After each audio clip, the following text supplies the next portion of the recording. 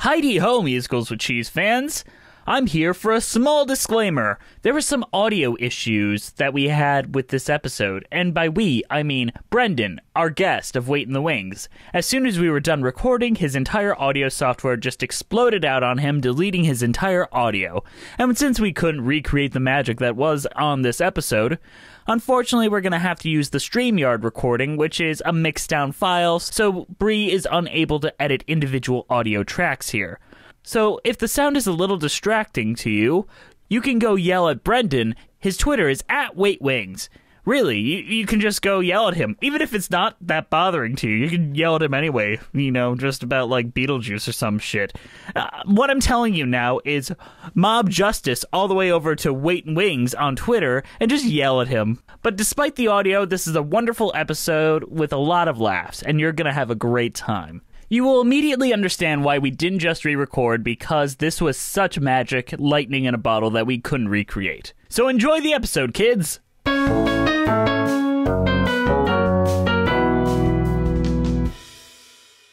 Hello, I'm Jesse McAnally. And I am Andrew DeWolf. And I'm Brianna Jones. And welcome to Musicals with Cheese, a podcast where I try to get Andrew and Bree to like musical theater.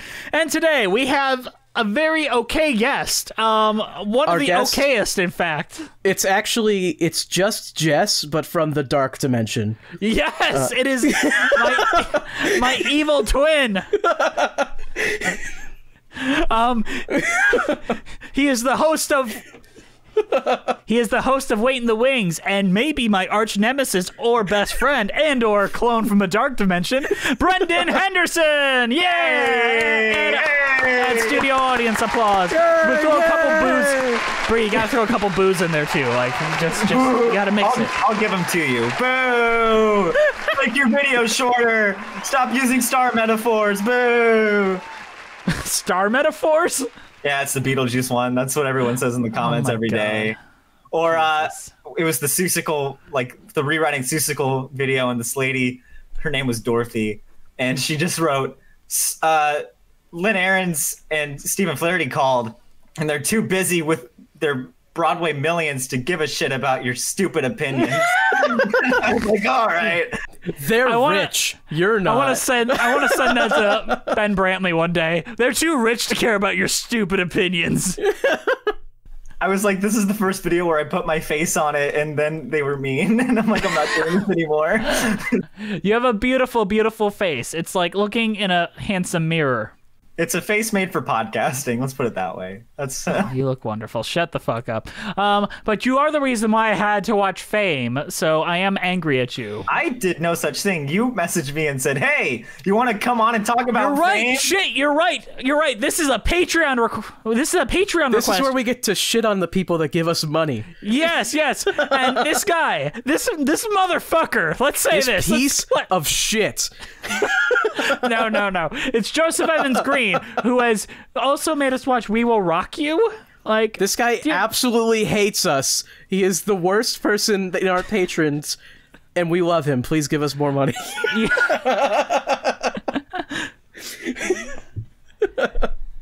It was probably I'd say it's got the second best song about an erection in musical theater history. Third. All right, this is Fame. Cue the music, Bree.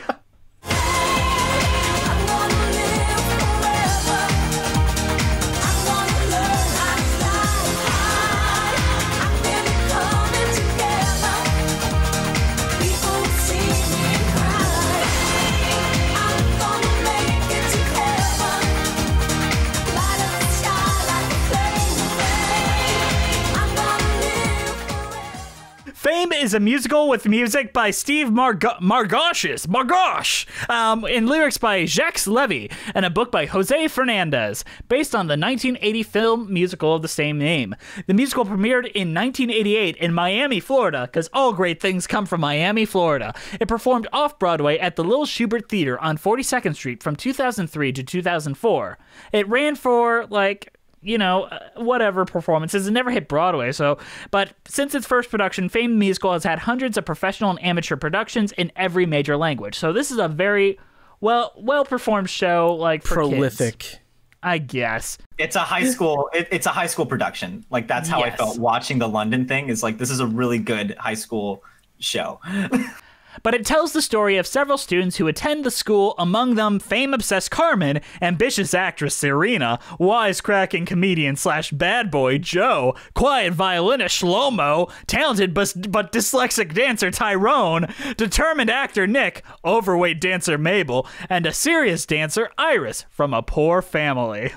There were characters in this?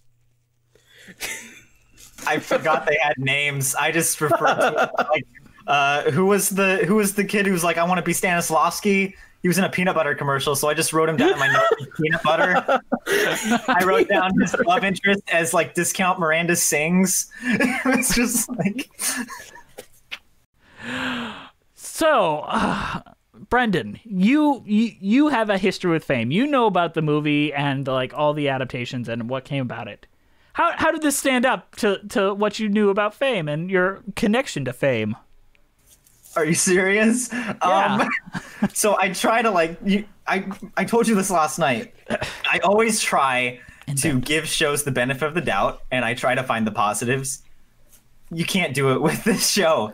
Oh, no. There's literally nothing. I can't find anything redeemable about this show. Maybe like the dancing's cool. Is it? I feel like the dancing, like going to the dancing is like the last refuge. It's like, you know, when they were putting on Cats and they're like, oh God, we have to find dancers who can act and sing. That's kind of like what I felt Fame was trying to do, but they could only find people who could dance.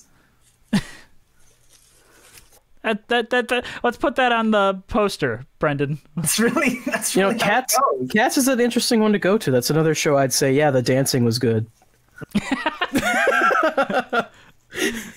There certainly was Cats, yeah. There certainly was people that wanted to be famous.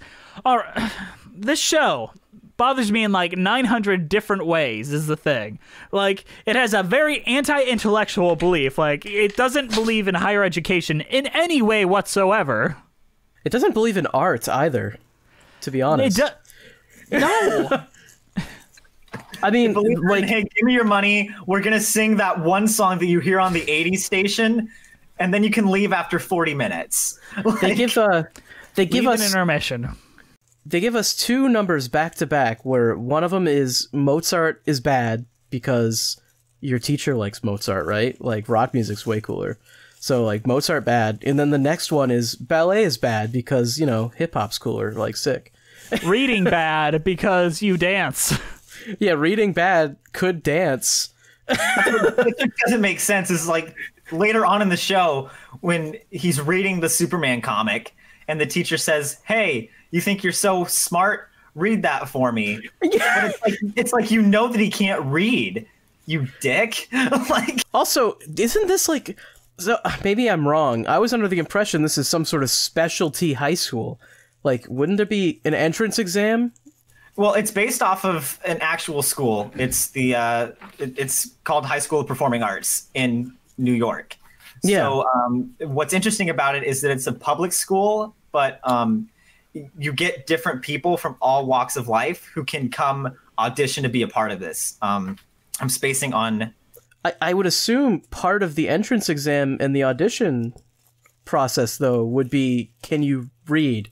It's mainly just auditioning, but, you know, like if you're going to do, I don't know. It would have been nice if they had actually shown the auditions so we can figure out how they got in here. I don't know. I'm not saying there's anything wrong with being dyslexic or being illiterate. If that's your background, you know, that's whatever, you know, you can work through that.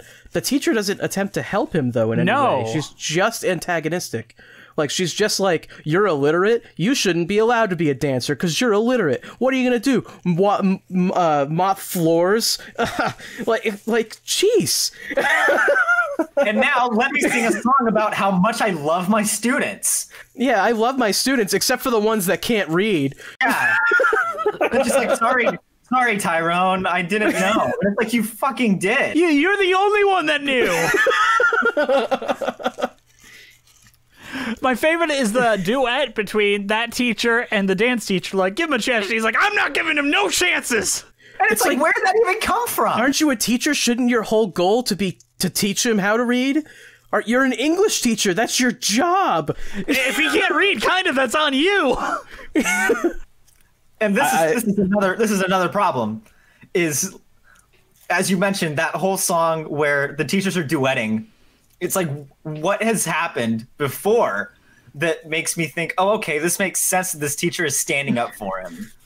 They, like, every decision in this show is unconnected and unmotivated in any way.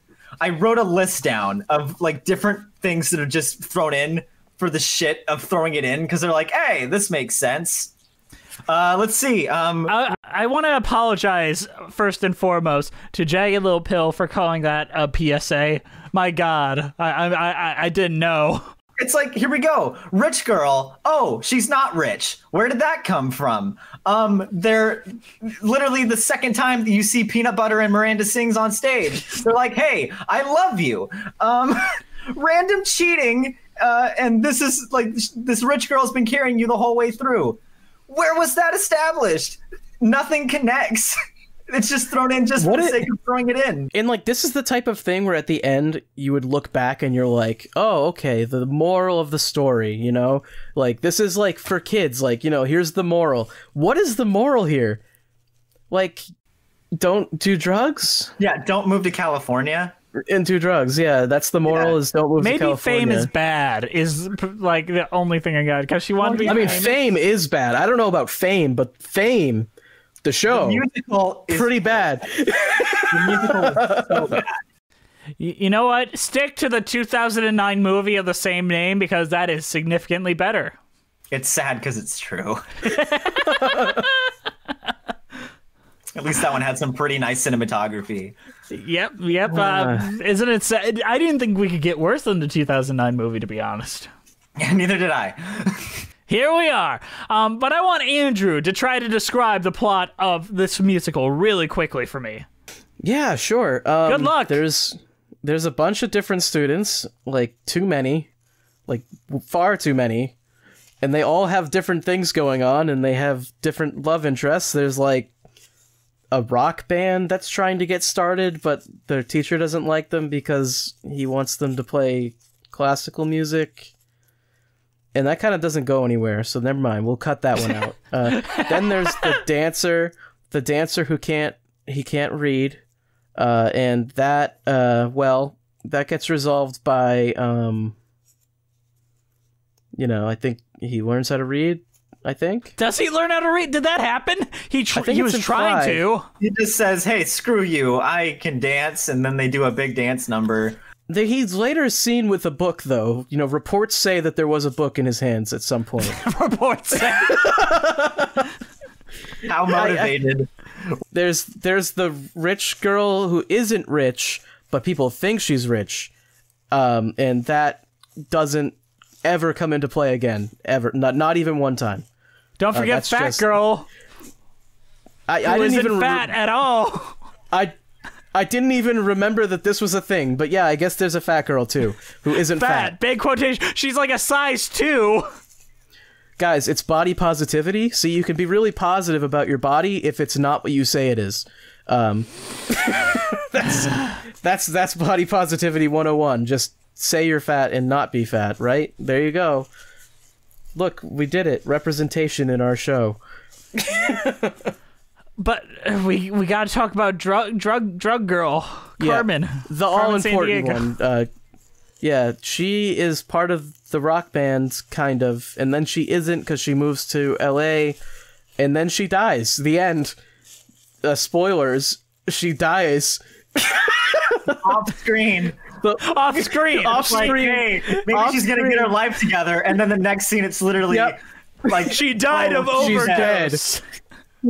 And she died of an overdose. Didn't even know her. We're ending the show with her funeral. No, with the graduation. And she's like, we're gonna dedicate this to Carmen, who died off screen. I love you. Carmen had to go back to her home planet and died. Oh no, there's one more character. There's the as it says here in our plot synopsis, wisecracking comedian / bad boy who wants to be an actor but doesn't want to be Romeo in Romeo and Juliet, which seems like something an actor would want to do, but I guess not. What about the girl that like wants to sexually assault a guy and then like he slowly gets worn down and decides, you know what, I'll settle for you. Oh yeah. The one, and she gets like super angry at him because he might be gay, and it's like the most How dare you uncomfortable be thing I've gay? ever seen. And then she sings a whole song about like, here, I want to be Meryl Streep. Like, I'm in the right here. I was like, Yeah, Meryl Streep. Literally, the chorus of the song is just she says Meryl Streep. That's the name of the like, song. that's the big. Think Meryl Streep is the name of the song, because I was like, what song Oh is my this? god. So we love It's the so show, bad. is what we're saying. Yeah, we love the show. It's very coherent and it makes a lot of sense. You have to realize this is a month worth of frustration that's just been pent up, and it just got resparked last night when The thing with the plot too is they like skip everything important happening. Like there's like the rock band that wants to become like, you know, a thing, and then they just kind of skip 2 years, and the next we know they have a manager and they're a thing. And it's like, wow, that I guess we could have seen that, but I guess not. You know, like they just have. This musical is the equivalent, like the stage musical version of The Room, where they just introduce 7 different stories and then it goes nowhere. It's like, hey, I got the results of the test back. It's definitely dyslexia. They're curing people every day, Tyrone. What are we doing? Oh my god. Yeah, no, nothing goes anywhere. There's so many plot lines. Can we streamline this? Like, there are just characters that don't need to exist in the show. Like, they just don't need to be there at all. The number of characters that they have, and really, if you think about it, the numbers of stories that they have in the stage version and the movie they're roughly the same. But the movie just does such a better job of introducing these little plot lines. They treat it like, hey, these are vignettes. So it's like a peek into where they are at this time that it works. Whereas this one, it's just like, introduce this just because we have to. It's like what they did in the movie. And then it's like, okay, we're over here now. Oh God, we only have 30 minutes left. Let's kill her. Like, let's kill her.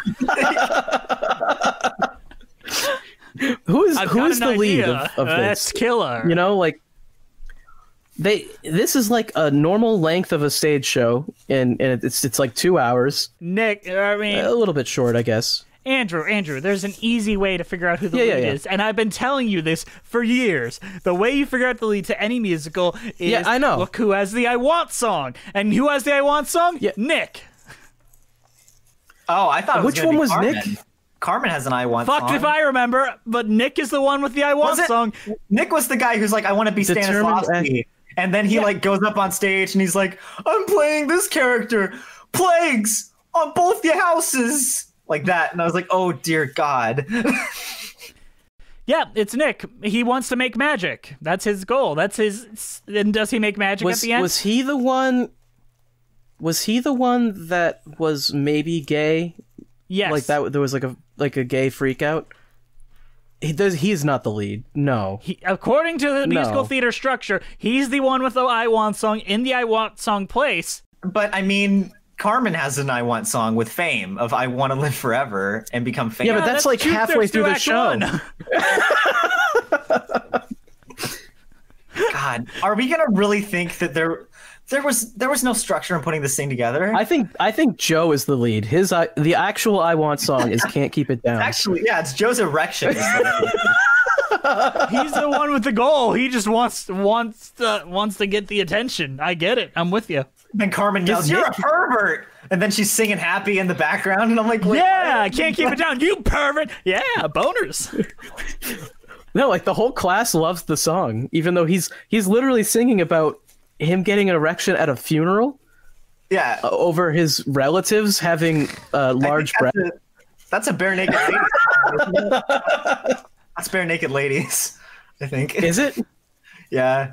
No, that's a song No, from Birdemic. that- You know, hanging out with family, got some attractive cousins. I was thinking like, I was thinking I'm the type of guy who laughs at a funeral. I have a history of taking off my shirt.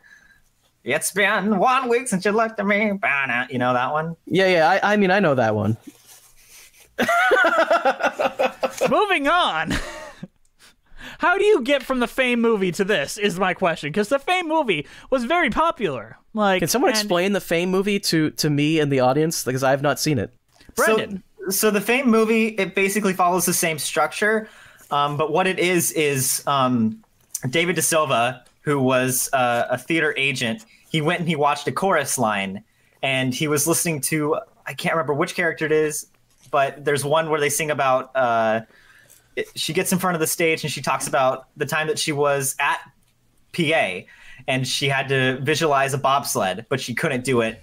And the teachers just kept yelling at her and saying, "You'll never be a good actor, blah, blah, blah." And so De Silva walked out and he thought, what if we made a whole film just focused on that character and that idea of these young high schoolers from different walks of New York City coming together in this school and learning more about who they are as performers, but more importantly, who they are as individuals too. And I think the biggest takeaway from the Fame movie is, despite its name, the biggest moral is that all the kids in there realize that fame is fleeting and that it's something that shouldn't be really chased. What's more important is figuring out your own identity. And that's what makes it really, at the time, it was this super raw look into the mind of an adolescent in high school. Yeah. It really taps into that because filming was in 1979. So it still has that 1970s aesthetic of filmmaking where it was director driven and it was really focused on stories. It's a gritty looking film. It's rated R.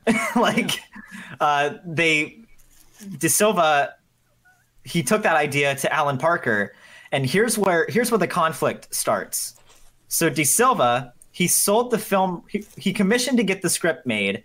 He paid like $100,000, then he sold the script for like $4 million. And he just sold the film rights. So Alan Parker came in and he said, "Hey, thanks, Dave. I don't want you to produce this. I'm going to go with my producer and we're going to make our own version of it." But De Silva held on to the stage rights. So what you're seeing is De Silva's vision of what he thought the film should be, where it should be this lighthearted thing of, hey, let's watch these high schoolers, like basically Disneyfy it, where it's like, So this is great, everything's fantastic. This is the clone from the Dark Dimension, is what you're saying. Basically, So this is the Brendon to the Jess, is what we're saying. Exactly. Which am I? I'm. You're the stage musical, Brendon. Sorry. You have. What the do you weird mean on the goatee stage thing going. musical? I can't read. Brendon bad. died It's off like- screen of a drug overdose. We shouldn't make fun of people that can't read because that's like a thing, but like, oh, it's done so poorly in this. It is it's done- really. I have minor dyslexia, like it runs in my family. So Yeah. Like, I don't want to make fun of people who are illiterate, but it's like this show handles it so badly. It's kind of the way it handles it that's hilarious more than the thing itself, if that makes sense. Yeah, of course. they make it the focal point of that's basically like that's the main thing that Tyrone's character is revolving around. Yeah, it's like One black Tyrone kid can't exists. read. Yeah, it's in it. You can't not mention the racial element too. There's one black character, and his character arc is he's unable to read, and it's like, what are you trying to say here? That it's interesting because this musical tries to establish itself as this separate universe from the film. Like they even say, ever since that movie, everyone wants to come here. Yeah. So they try to establish it's a different universe, but the main like caricature and archetypes for the characters are exactly the same as the movie. So Tyrone is based off of Leroy in the film, and Leroy can't read, but it's because of a bigger issue that deals with he doesn't have he has no family. He's growing up in a torn down Bronx, or no, it's Harlem. He's growing up in like torn down Harlem, and that's the big thing is like he has the world going up against him, but he's able to escape and be his true self through dance, which you get to see that because imagine you if we got to actually see leave that the school. Yeah, you actually get to leave the school in the film.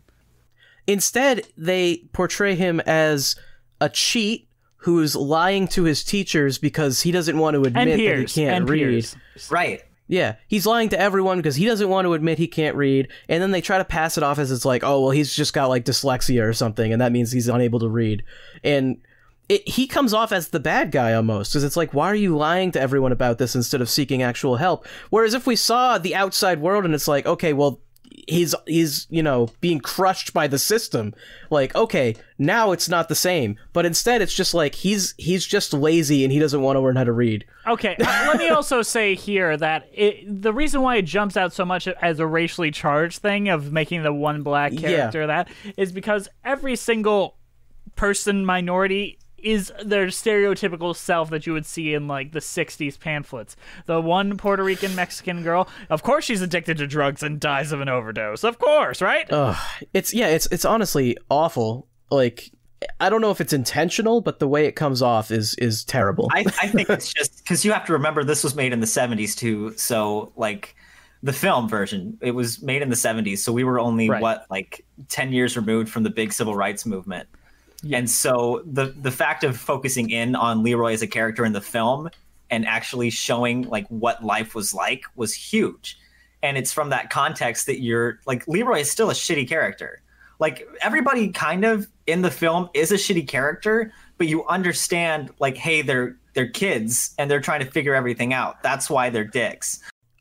The change of tone where it's more lighthearted makes it feel worse because it's like they don't understand that this is a major issue. It's like they think that this is some lighthearted thing that's just like, let's just put it in there because, also feels like everything can get solved real easily. Like, just learn to read.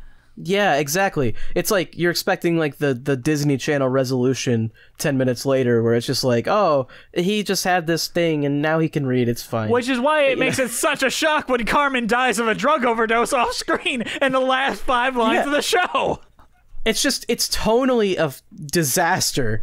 And looking in for the morals of it is it starts to become extremely questionable and potentially racist. And it's like, potentially.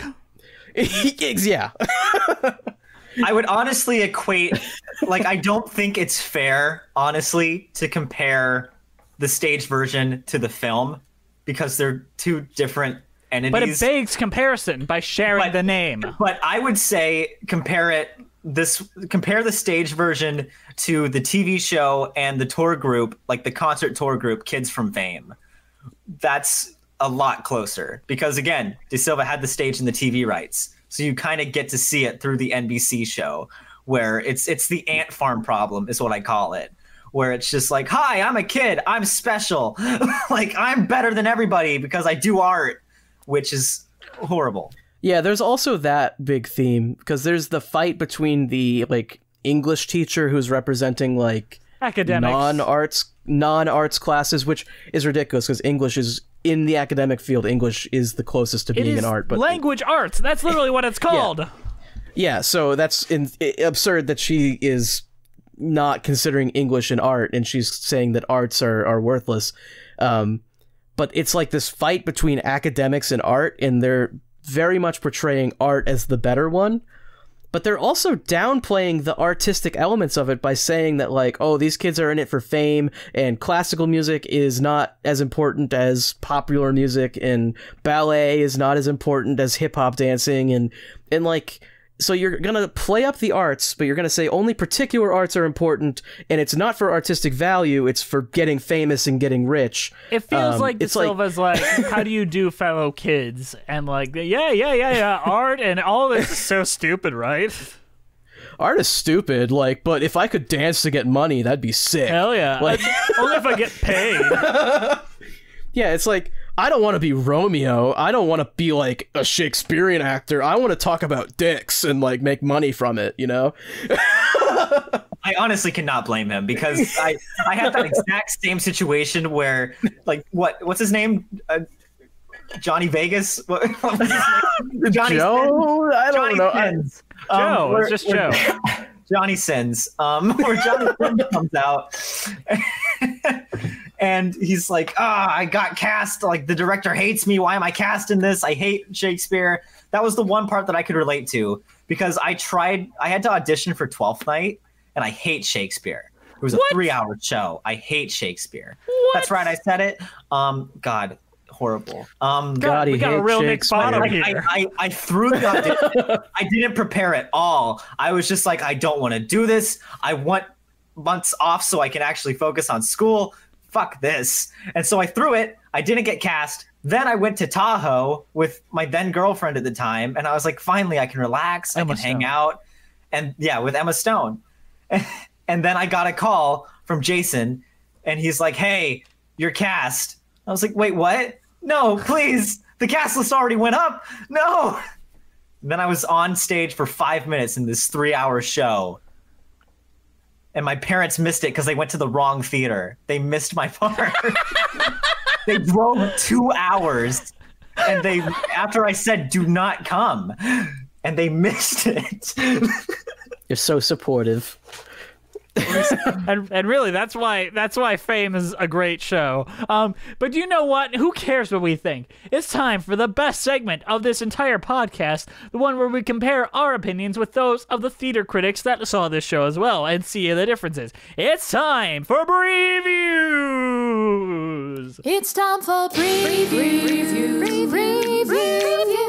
It's time for previews.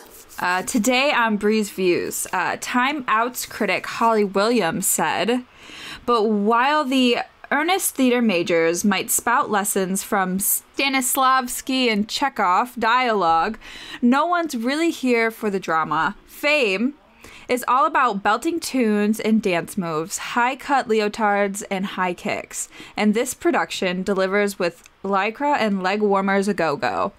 The acting is cartoonish, even buffoonish, a lot of the time. But the cast tear up the stage to a synthtastic score that's also infected with funk, Latin grooves, and incredibly 80s saxophone solos. Winston's direction has the music students playing live throughout, and they are integrated into big numbers fluidly. He gave a very positive review altogether. That was very Holly positive. I remember reading that when doing the research for the Fame video, and I was like, oh, it can't be that bad. Ha! You thought. Honestly, why is this so positive? It's like they just were like, oh, is the music listenable? I guess so. Hold on. Wait till we get the next one. Bree, what do we got next? The Hollywood News critic Barbara Jones says the music accompaniment to the whole show was not only highly accomplished but visually enhancing, bringing even more emotion and vigor to the stage. Throughout, the audience were completely engaged with the show, and one felt the mood of the audience change as the show swung from high drama, electrifying dancing, the pathos of ballet, the whole gamut of instrumental and vocal range. This is an unmissable show for all Fame fans. It exceeds all their demands. But for the Fame novice, this is the production to see. Just how, though? UK theater is fucking wacky as shit. They love this garbage. That's true. That is true. This is the... Do they get like 3 shows a year and they're just like, yeah, they're all good. They're all great. I mean, it's Lloyd Webber is all we have to... That's their high point, yeah. Well, remember, they gave Les Mis god-awful reviews. That is an interesting point, because they love Starlight. It's like and all they want. The DJ Saved My Life or whatever. Oh, the DJ Khaled musical. These guys would like watch like the Blue Man Group or something, and they'd think that like this is as high as art goes. Bravo! This is the highest of high art. There's nothing better than the Blue Man Group. This is it. Bree, I want you to look up a UK-based review on the musical Stomp and tell me what they thought of it. Oh my God, let's do this. What they thought of Stomp. Stomp is the Blue Man Group, as far as I remember. We've talked about this. Percussive Blue Man Group. The Blue Man Group is percussive, Jess. No, the Blue Man Group is god-awful nonsense where they, like, spray paint on shit and they, like, make you hold their gum and stuff like that. And they, like, put a camera down their throat and they're like, here you go. The Blue Man Group's just like, they're just throwing stuff at a wall to just see what sticks. I took so many trips to Vegas, and anytime we were in the Luxor, that was always the clip that I saw on the TV was the inside of some dude's throat. Why? From the Blue Man Group. Let me clarify. Do you want a review from TripAdvisor? Because they're all very bad over here. That's TripAdvisor. Maybe nobody can save Stomp. Let me see. Okay. So it's to close in London after 15 wonderful years. Okay. It lasted 15 years. That should be all we have to know about it. Oh my god. Everybody says it's incredible. Oh no. But the people on TripAdvisor say otherwise. Well, TripAdvisor is tourists from different places, though. That's why. All the Americans who are like, I can't afford to see this in New York. Let's see it now. Thanks, subsidized art. This was the worst show I have ever seen. It is just 2 hours of deafening banging. If you imagine...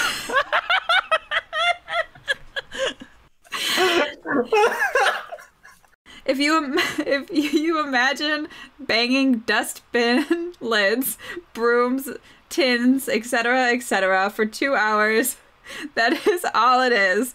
We left before the end. Unfortunately, they did not have an intermission. Otherwise, we would have left then. Even the humor in this show was bad. This is making me nervous. We're going to release this, and the next thing we know, Patreon's requesting we talk about Joseph Stomp. Evan Green steps up, review Stomp. Oh, It'll just video chat me on Discord. I'll take my Swiffer mop and my vacuum and I'll just bang them while I hit my head against the fridge, and that's Stomp. There we go. Can I before we go into a mid show, I did find a Seat Plan London description of Stomp, and it has a little section of who this show was recommended for, and I find it funny, so I'm gonna read that. Stomp is recommended for noise lovers and fans of innovative physical theater. If you love Blue Man Group, then tickets to the show are definitely for you. Stomp is fun for all the family and can be enjoyed equally by children and adults alike. Recommended for children 7+, parentheses, loud, exclamation point. Brendon's leaving. He's done. Hey guys, if you like noise and the Blue Man Group, this is the show for you. Noise! Do you like loud noises? I know I do. You know, like we could go see Book of Mormon, but just really want to hear some dude like slam some garbage lids together. Okay, last tangent Let's about go to Applebee's Stomp. and then watch Stomp. Last tangent. Do you know Stomp is the reason why we have Jar Jar Binks? What? And on that cliffhanger, here's the mid show. Because Ahmed Best, George Lucas went to go see Stomp, and Ahmed Best knew that he was up for the Jar Jar Binks role, so he said, fuck it, I'm going on for this guy. I'm gonna go and upstage everyone on stage. So George Lucas can only look at me, and Jar Jar Binks was born. Misa crazy! I want to see Jar Jar Binks and Stomp. Oh, Jar Jar Binks. Oh no. Man, if only Ahmed Best knew it would take until like 2017 to get a good Star Wars movie. And on that note, go to the mid-show announcements.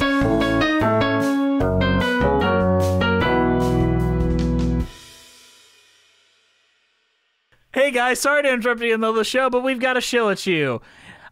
This show is brought to you by the extremely kind donations by our donors over at Patreon. Andrew, tell us about Patreon, and I'll tell them who's supporting us. Sure. Patreon is where you can go if you'd like to donate to us and keep the show running.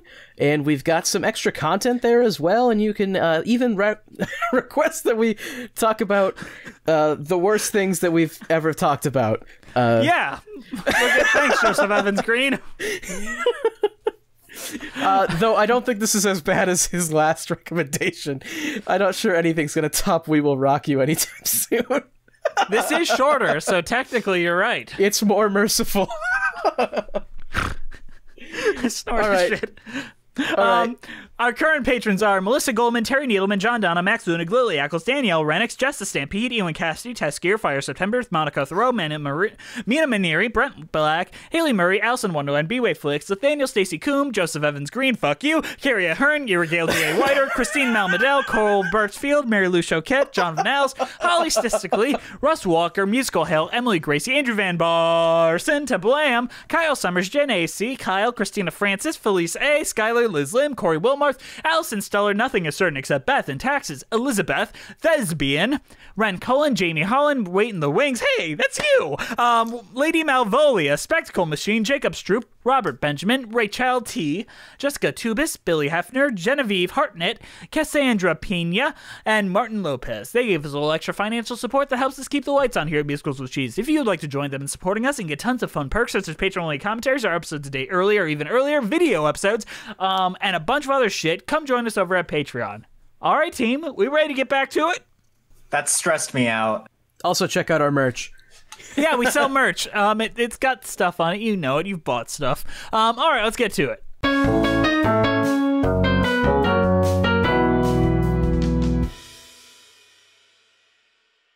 So what is...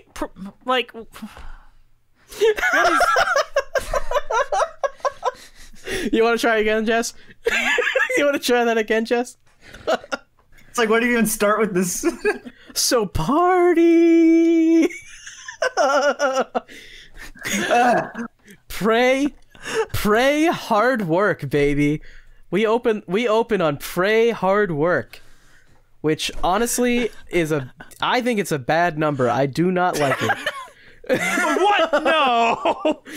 What, you don't say? I'll be gone. Just let me warn you. Where's the charm? If you're here believing you're gonna live forever, or envision dancing on top of cars down 46th Street, you're humming the wrong tune. Man, they got me running in a marathon. Can't show up. This is still a public school. I don't care how well you perform. If you don't give your academic subjects equal time, you're out. I'll go home and not show up. Maybe throw up. Class to class, try to pass, learning who the teachers are. Who bust your ass in small, feeling up against the wall. The whole thing is just about how hard it is to be an artist, and they have every art department of students sing their own version of it at the same time, and it doesn't sound very good. Don't you know that dancing and acting and singing is equally the hardest thing in the fucking world? Like, there is no other field or career that is harder than any of those things. Don't you know that, Andrew? I do know that. That's what makes the film version nice, is they like progress. They say hardest in the school, in the world, of them all.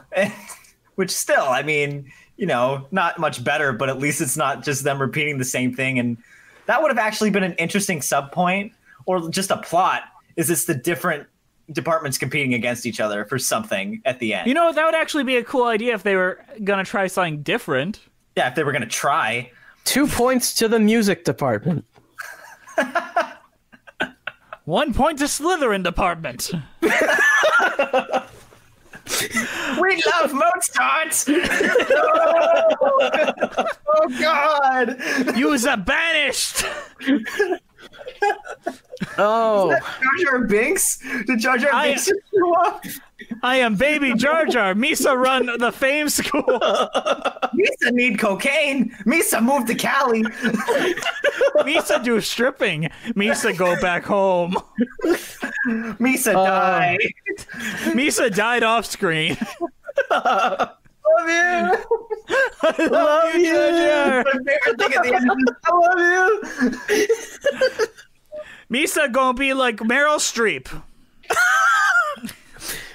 Okay, I want to make magic. The I want song for the character that is the main character. 100%, guys. 100%. Can't.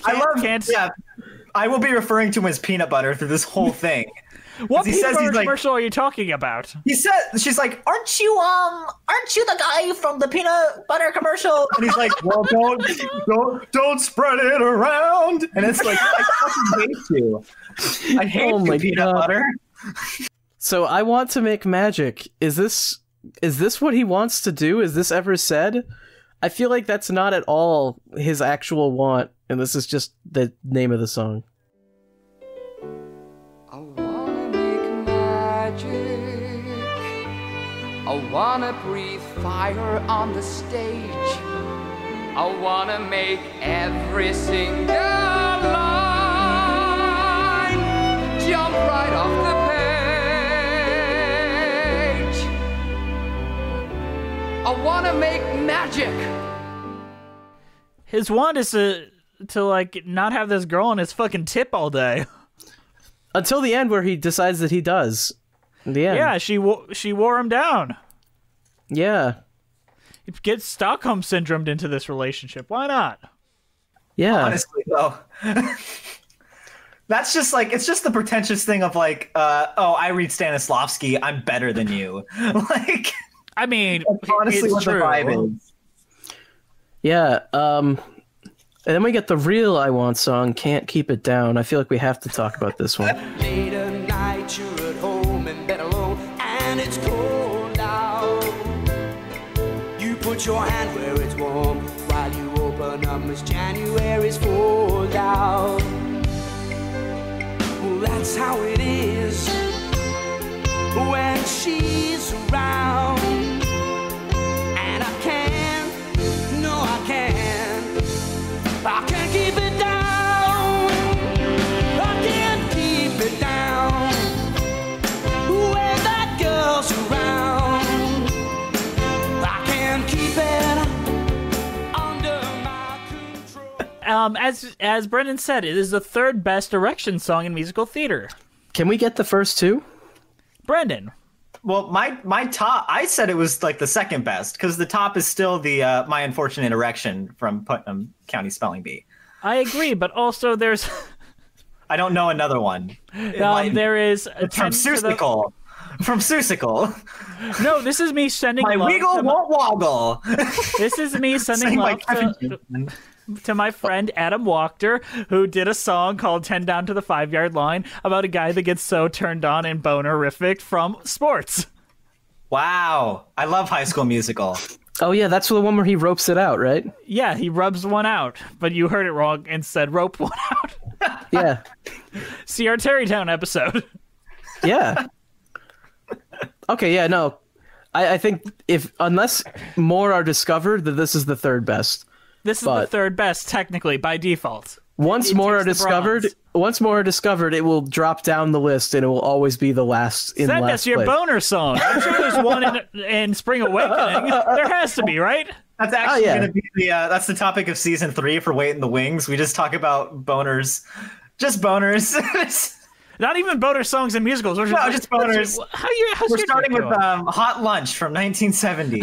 This is like the most inappropriate boner too, and everyone is like into the song, and it's Yeah, just boner. weird. Yeah. They're into it, and then simultaneously they're not into it. Yeah, they're saying that they're not into it, but they're all dancing and singing along and Because, like, smiling. The script or the director's like, no, just be like angry here, and then hey, happy dance time. Yeah, well, yeah, Are they you gotta. diegetic dancing? Or are they like non-diegetic dancing? Well, shit, That's Carmen's literally just like more like pervert.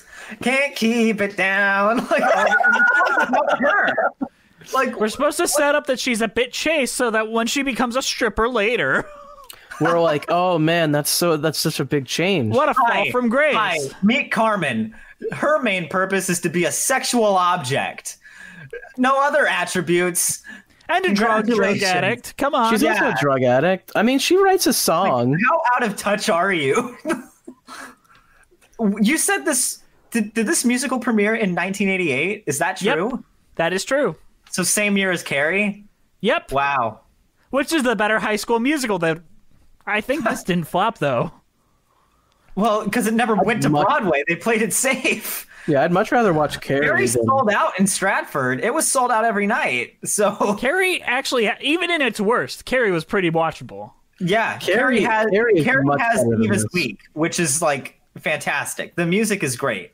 It's just, hey, maybe we Shit, should. even the I Want song Carrie is really, really Yeah. good. The music, it's so solid. I would watch Carrie 30 times as opposed to watch this once. I agree. Yeah. All right, Fame. The song Fame.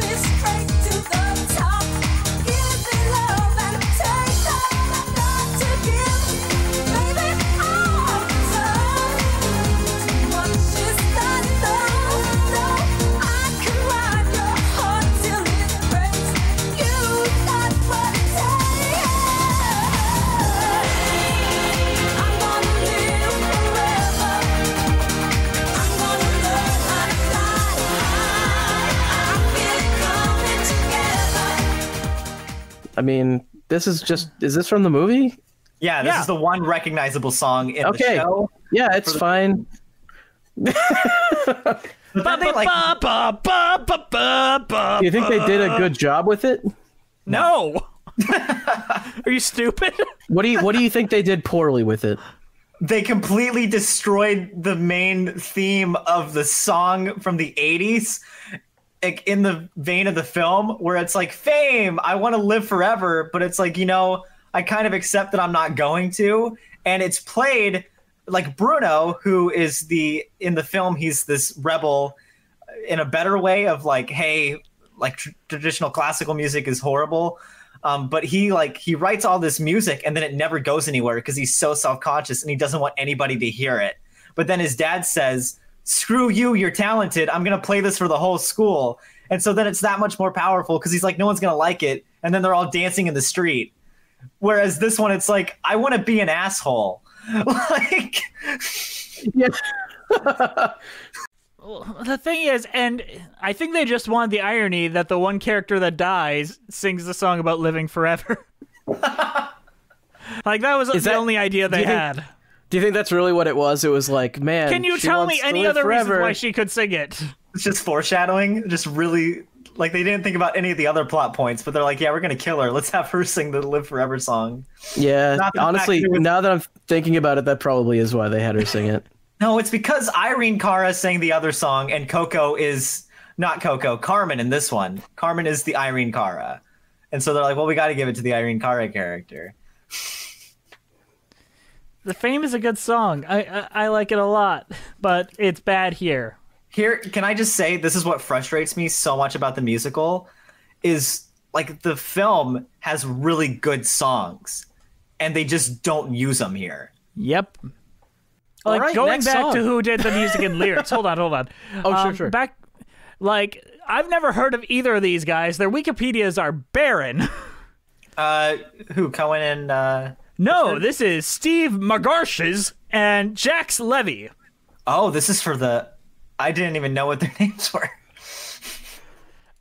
Rando They did their and best, other guys. Rando. They tried their very best. They wrote all the songs that weren't Fame. All right. Is there anything else from Act 1? I want to talk very briefly, very briefly, about Teacher's Argument, a song so lazy they didn't come up with like a title aside from like, oh, the teachers are arguing, the Teacher's Argument. Artists are special, celestial fools, blessed with the talents by breaking the rules. I'm fit for confinement in cubicle schools. Artists are special. Artists are people, not primitive fools. They learn what to do before breaking the rules. They know that the brain is the finest of tools. Artists are people. Whether in theater or music or dance, they have to be given the chance to play by the seat of their pants, to develop their minds, to be nurtured like play. Like, was there a melody? Was there a hook? I remember a lot of screaming over each other and like, he deserves a chance. Yeah, it's just like the song that's staccato, so it's dramatic. It's like, I am a teacher and I care about my children and you don't know anything about the kids. Ah! It's just like that. Yeah. And was it me, or was the English teacher sound like she needed to clear her throat or something, like throughout the entire show? Maybe she was sick when they recorded The this. one day they had to record it. Yeah. All right. Think of Meryl Streep. Use it. Use it on the stage. Think of Glenda Jackson. Think of Jerry Page. Think of all the feelings wasted on this queen. Think how you could use them. Think of Meryl Streep. It's just so shitty. It's gaslighting. This song is gaslighting in the extreme. I feel like she it was supposed to be a joke, right? No, she's like completely serious. Where she's like the throwaway line of, "I just think it's gonna get lonely in that closet," and then like she just verbally abuses this guy, and then he's like, "That hurt my feelings. I'm leaving." And then she's like, "Yeah, fuck that creep." Like she even calls him a creep in the song, and then she says, "I'm gonna focus on my art, and I'm worth it because I'm great." This is the Taylor Swift song. It's like really... It is actually kind of sexist, I think. And it's a weird thing to say, but it's like men are supposed to want to have sex with you, basically. Like, that's the whole purpose of the song. Like, men are there to want to have sex with you. So the fact that he's gay is like he's not fulfilling his purpose. I don't know. Not that like sexism against men is some big issue, but like that's kind of what this song is true. doing. It's something that we're talking about too, and it's a problem here. Like if you switch the roles, like how does that look? If it's like, if you switch the roles and it's like if it's a guy saying, "Hey, I want to have sex with you," the girl's saying, "Hey, I don't think I identify that way," and then the dude saying, "You, bitch."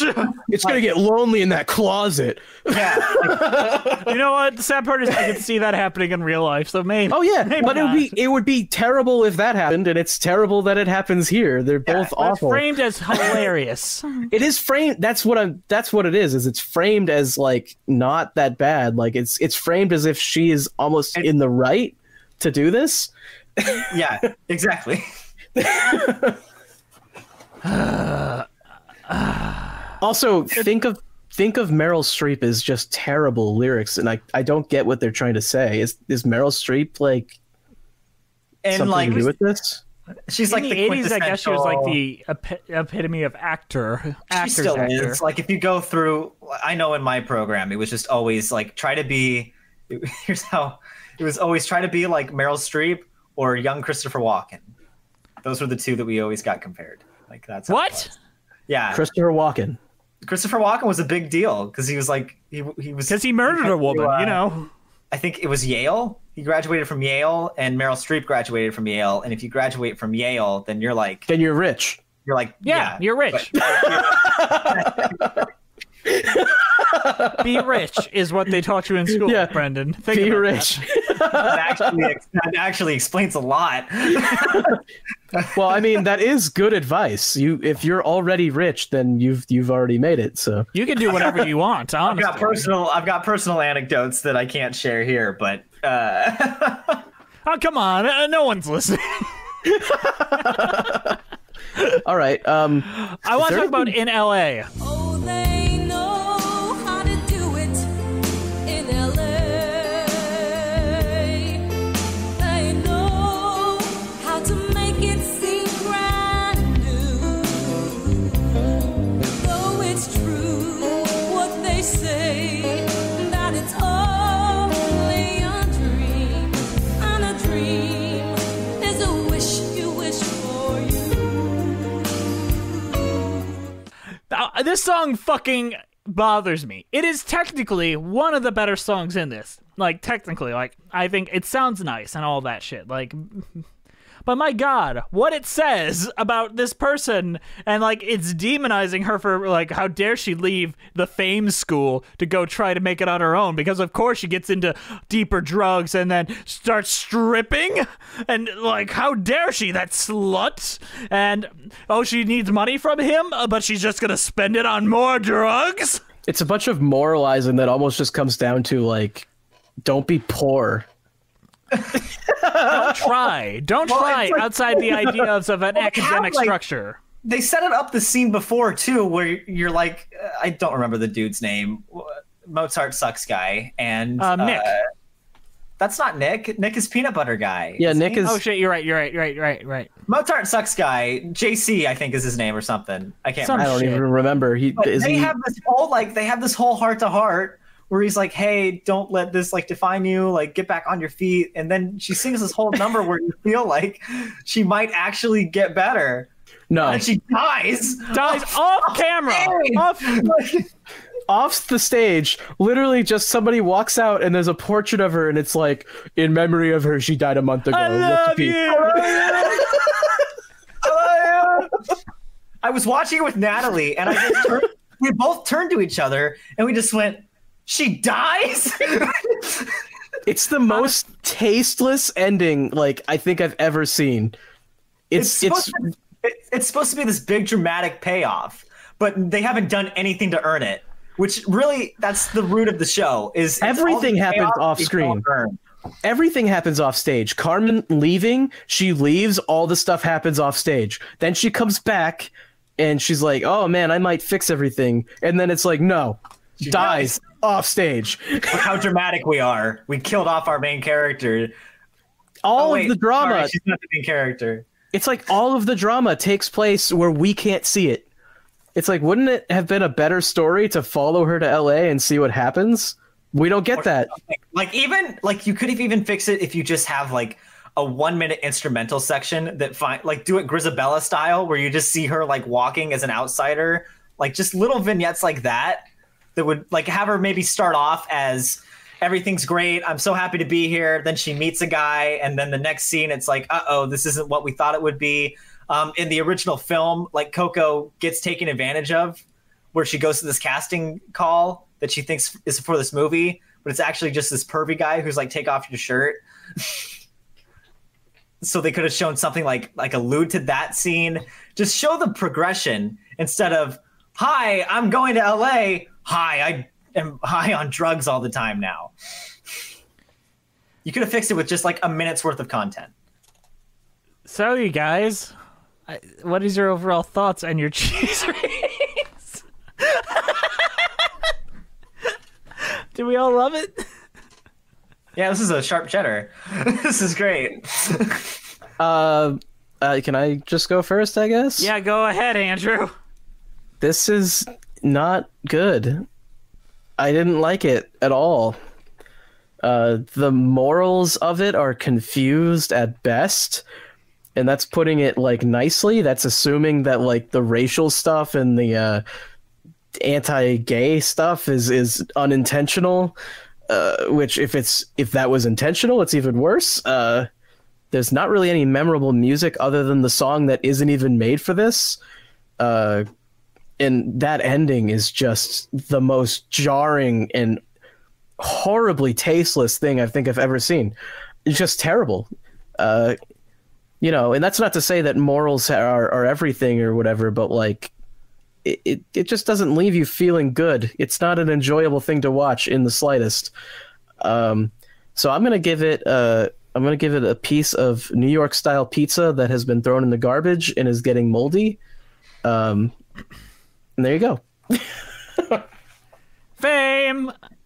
It's time for Brendon. Who's next? Brendon, you're up next. I feel very bad for anybody who this was their first exposure to Fame. If this is all you have seen, go and watch the movie because it's night and day. And the film is fantastic, and you're going to watch the film and be like, look how they massacred my boy. Basically, is what you're going to feel. It's just a lot of it is chalked up to just bad overall like creative vision, where it's like, let's do the complete opposite of what the film did.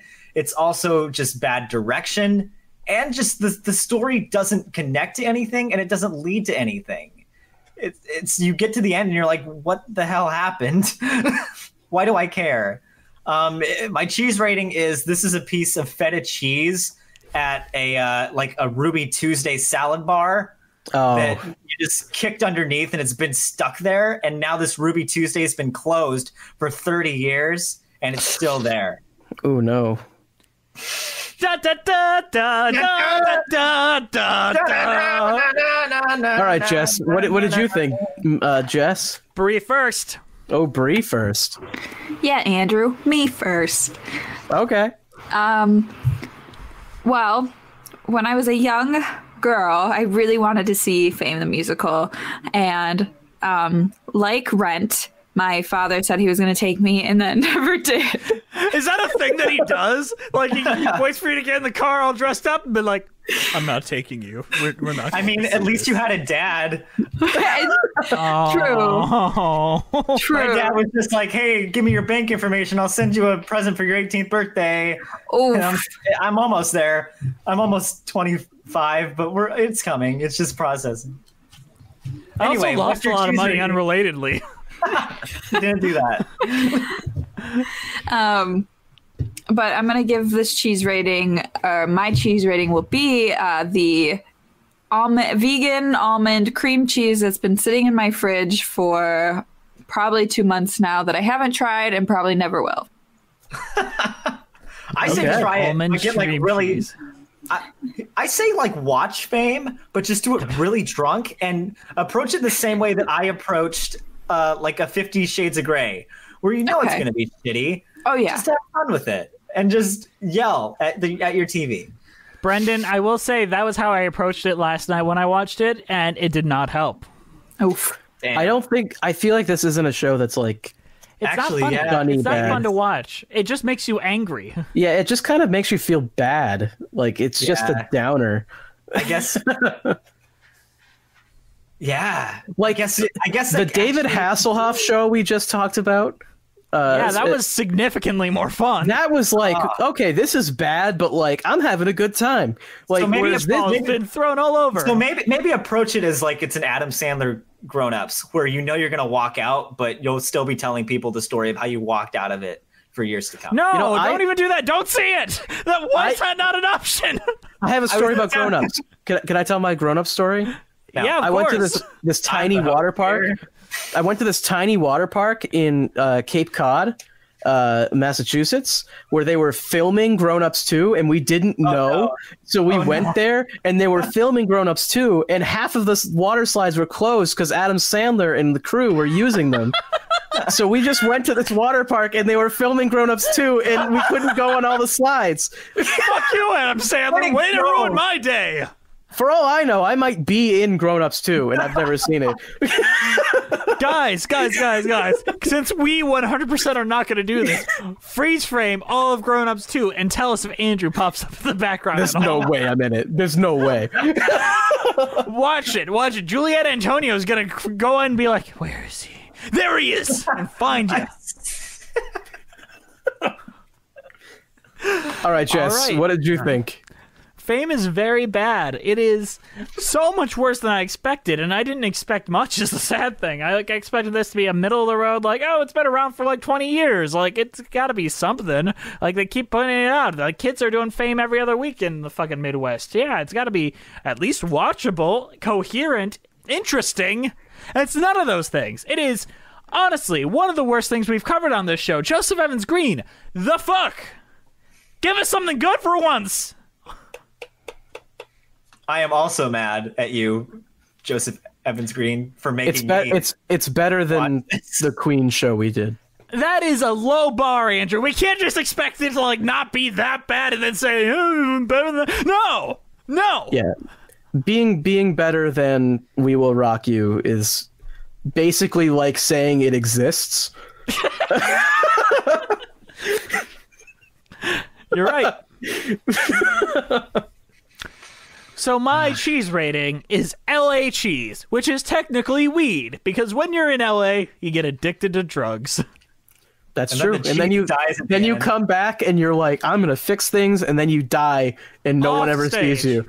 Yeah. I love you. Love you. I'll have you know that when Natalie, like when I'm leaving Natalie's apartment, I just turn and I say that, I love you, as I walk out. Just like that. So that's gotta the be good thing careful. that came out of Fame, is that I can just say, I But you know who definitely doesn't love us? Who?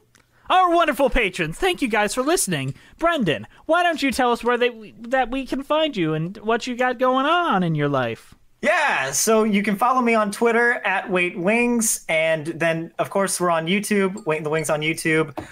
We're gearing up like slowly for season 3. We've got a lot planned over there, but in the meantime, for this winter series, we're doing a really exciting thing where it's called the Double Take. And so it's going to be a collaboration series. And the first guests on the Double Take are Jess and Andrew from Musicals. Yeah! That's Here we are.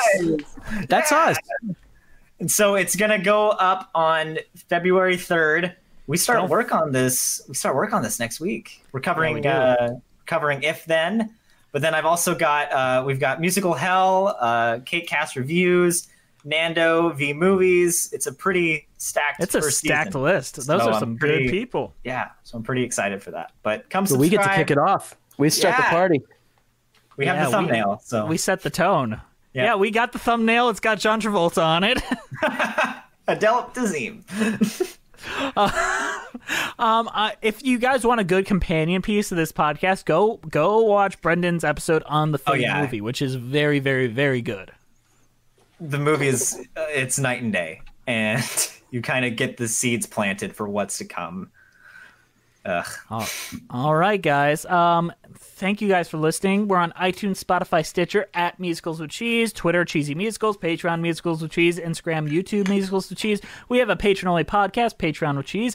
I think we're going to rev up starting a new TV show there. Like, it could be Gallivant. I think Gallivant would be a good one. It'd be real easy to get through quickly. Email us at musicaltheaterlives@gmail.com. Our transcriptions are done by the absolutely incredible Masha Litvinova. We love you to death, Masha. Thank you for doing this. Our title card is created by the absolutely incredible Jolene Casco. Go follow her on Instagram at Jolene Casco with a C. Our keeper of the cheese is Juliet Antonio. Thank you for doing that every week. This show is produced by the fantastic, the gorgeous, the wonderful Brianna Jones, and we are so lucky to have her on this with us every single week. And you guys should send her some love on Twitter. Thank you to the Broadway Podcast Network for having us on the platform and for not kicking us off yet. For, like talking about Jar Jar Binks, like being in style. All right, guys. Is there anything else you want to say? Just thanks for having me back on. Anytime, and now I Brendon. hate you again. Now we our can be feud fast enemies continues. again. Oh no! I feel like I have to be the I'm mediator gonna here. live Somehow. forever. I'm gonna kill bang, Brendon bang, too. bang. Ha! Bang, bang, bang, bang. Get back to the dark dimension where you came from. Okay, we're done with Stop his Yeah. heart. Yeah, get out of here, evil twin. Yeah, Get out. again. Get out of Again here. Bree, put some music here to show him being teleported. There he goes. He's falling away. Oh God! Oh, he's gone forever. Until next time, Gadget. My apartment's too small. I can't roll out of frame. My bed's there. I'll go this way. All right, he's dead. Finally, He's gone. Brendon is dead. He He's won't be back in coming the dark back. dimension where he is contained, and he will have to send his YouTube videos through the void. All right, we'll see you next time on Musicals with Cheese. Fame!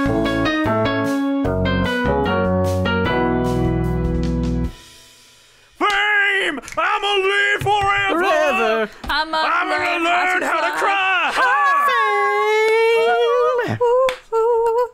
What a shit show.